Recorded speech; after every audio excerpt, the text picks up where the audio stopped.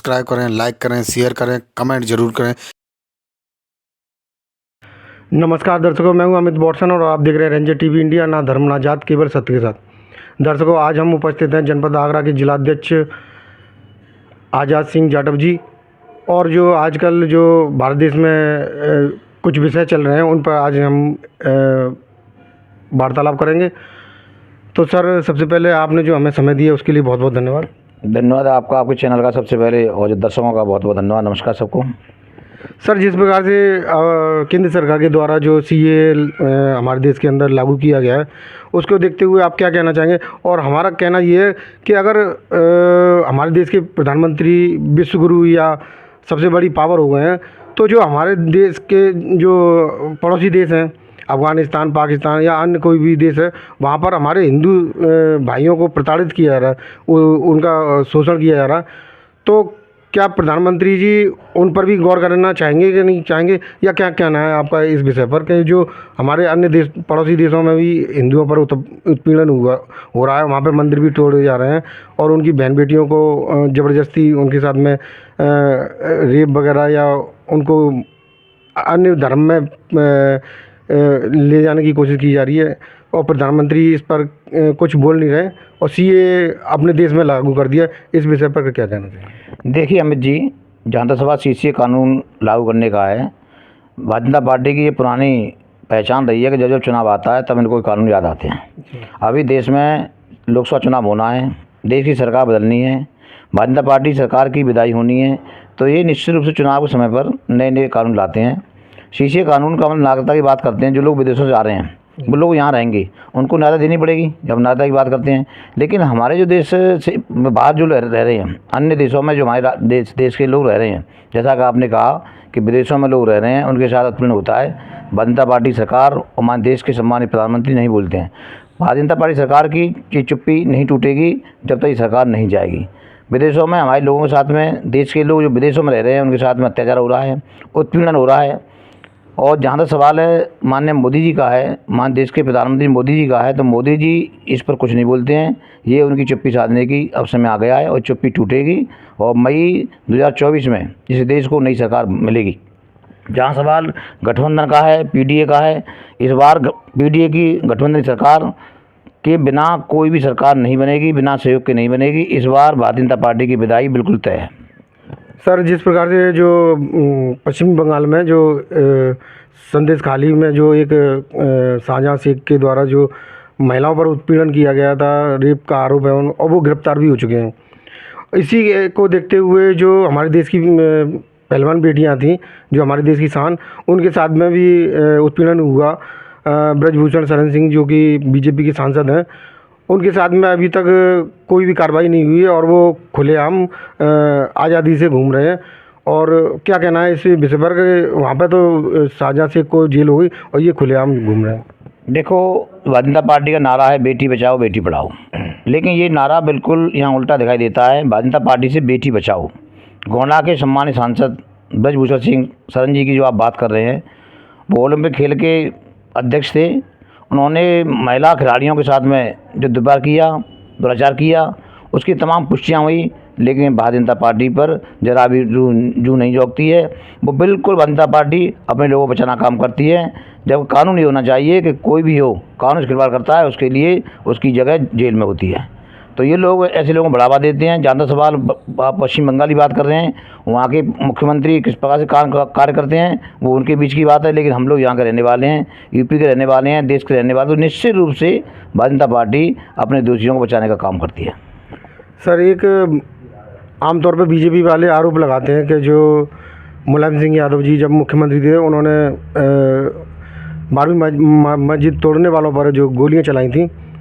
तो इस विषय पर क्या कहना चाहेंगे कि गोलियां मतलब किसी संवैधानिक नियम के अनुसार चलाई थी या देखिए, जहाँ तक सवाल गोली का है, चाहे मिलिट्री की बात की जाए या फ़ौज की बात की जाए या व्यक्तिगत असले की बात की जाए, असला या व्यक्ति के पास जो भी फ़ौज होती है वो अपनी सुरक्षा के लिए होती है। जब सुरक्षा से कोई खिलवाड़ करने की कोशिश करता है तो निश्चित रूप से उसका जवाब ईंट का जवाब पत्थर से दिया जाता है। और सर, एक चीज़ और है, जैसे कि ज्ञान माफी मस्जिद के जो तहखाने में जो बात चल रही है, ये आरोप लगाया जा रहा है बीजेपी की तरफ से कि जो उस समय मुलायम सिंह यादव जी की जो सरकार थी, तो उन्होंने मौखिक रूप से आदेश दिया था कि वहाँ पे पूजा पाठ बंद की जाए, जबकि ऐसा हो नहीं सकता है कि जब इतने बड़े पद पे बैठे हुए और इतना देश के लोग पत्रकार भी हैं, नेता भी हैं, उस समय किसी ने आवाज़ नहीं उठाई कि वहाँ पे मौखिक रूप से कोई आदेश का पालन किया जा सकता है शासन प्रशासन। देखिए, जहाँ तक सवाल भारतीय जनता पार्टी का है, आप कह रहे हैं आरोप लगा, ये भारतीय जनता पार्टी आरोप पार्टी है, ये दूसरे आरोप लगाती है, स्वयं अपने गले में नहीं देखती। ज़्यादा सवाल आपने ज्ञानवापी का है, तो निश्चित रूप से हमारी पार्टी के संस्थापक प्रदेश के मुख्यमंत्री रहे, देश के रक्षा मंत्री रहे, सम्मानीय बहुत ही सम्मान योग्य माननीय नेताजी ने जो कुछ किया है अपने जीवन कार्यकाल में, वो अद्वितीय रहा है, स्मरणीय रहा है।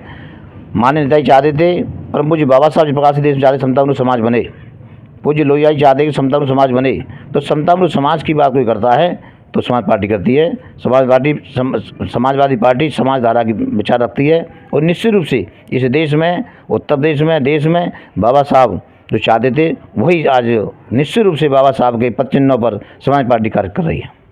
सर, अब जैसे लोकसभा का चुनाव आ रहा है, तो आपके नज़रिए से हमारे आगरा की क्या क्या समस्या है जो आप निवारण करवाने की कोशिश करेंगे? देखिए, 2014 में देश के प्रधानमंत्री माननीय मोदी जी जब आए थे तो उन्होंने तमाम वादे किए, 15 लाख रुपये गरीब के खाते में आएगा। और जहाँ तक सवाल आगरा की आपने बात की है, तो हाई कोर्ट बेंच की स्थापना हो गई, आज 10 साल होने जा रही हैं हाई कोर्ट बेंच की स्थापना, तो क्या कोई फाल पे भी शायद नहीं हुए। इन्होंने वादा किया था कि आगरा को एयरपोर्ट देंगे, वो एयरपोर्ट जेवर पहुंच गया है। तो निश्चित रूप से भारतीय जनता पार्टी जो कहती है वो करती नहीं, केवल जुमलों की ये सरकार है, जुमलों की पार्टी है, ये झूठ बोलने में विश्वास करते हैं, लेकिन समाज पार्टी जो कहती है वही करती है। समाज पार्टी कथनी और करनी में कोई अंतर नहीं है। अब मौका मिलेगा गठबंधन को, तो निश्चित रूप से आगरा को जो यहाँ की मूलभूत समस्या हैं, सबसे बड़ी समस्या पानी की है। पानी खारा पानी पीते हैं लोग, और लोग इससे निजात कब मिलेगी। लोग गंगा जल लाने की बात करते थे, न गंगा जल रास्ते में कहाँ रह गया है, अभी गंगा जल आगरा के लोगों को नहीं मिला है। तो निश्चित रूप से आगरा के लोगों को जो खंडपीठ की बात करते थे, तो मौका मिलेगा अब की बार जब सरकार बदल जाएगी भाजपा, तो निश्चित रूप से नई सरकार आगरा में खंडपीठ लाने का काम करेगी। सर, जिस प्रकार से जो उत्तर प्रदेश के मुख्यमंत्री जी हैं योगी जी, वो बुलडोजर कार्रवाई कर रहे हैं, इसी को देखते हुए एक हमने भी समस्या देखी है, और अब हमारे चैनल पर भी ये खबरें चल चुकी हैं कि जो पूंजीपति लोग हैं वो गरीबों की ज़मीनें, मतलब पूंजीपति मिलकर एक ज़मीन, आवासीय ज़मीन को खरीद लेते हैं और वहाँ पे मॉल बना देते हैं, और जो गरीब लोग हैं वो अपने घर बनाने में नाकाम रहते हैं। क्या आपकी सरकार आएगी तो जो पूंजीपतियों के द्वारा जो गरीबों की ज़मीनें हड़पी गई हैं, क्या उन पर बुलडोजर चल सकता है? निश्चित रूप से आने वाली सरकार हमारी होगी, और सरकार ये बदलेगी भाजपा की, उसके बाद जिन लोगों ने जो भी जांचियाँ की है उनसे निश्चित रूप से ब्याज लगा के हिसाब किया जाएगा। तो दर्शकों, आज हम उपस्थित हैं जनपद आगरा के जिलाध्यक्ष जी आज़ाद सिंह जाटव जी के यहाँ, और जिन्होंने जो हमारे विषय थे हमारे चैनल के, जो हमारे देश की और हमारे जनपद की जो समस्याएं थी उन पर वार्तालाप की। और आने वाले समय में अगर उनकी सरकार आती है, क्या ये अपने जो जवाब पर खरे उतरेंगे? इसी को देखते हुए आज हम आपसे विदा लेते हैं, और अन्य किसी विषय पर वार्तालाप के लिए हम फिर मुलाकात करेंगे। इसी के साथ विदा लेते हैं। नमस्कार। तो आज की न्यूज़ आपको पसंद आए तो लाइक करें, शेयर करें, कमेंट करें, सब्सक्राइब ज़रूर करें, जिससे कि हमारा चैनल आगे बढ़ सके और हम अपने देश और देशवासियों की सेवा कर सकें। इसी के साथ फिर मुलाकात होगी, तब तक के लिए आपसे विदा लेते हैं। नमस्कार।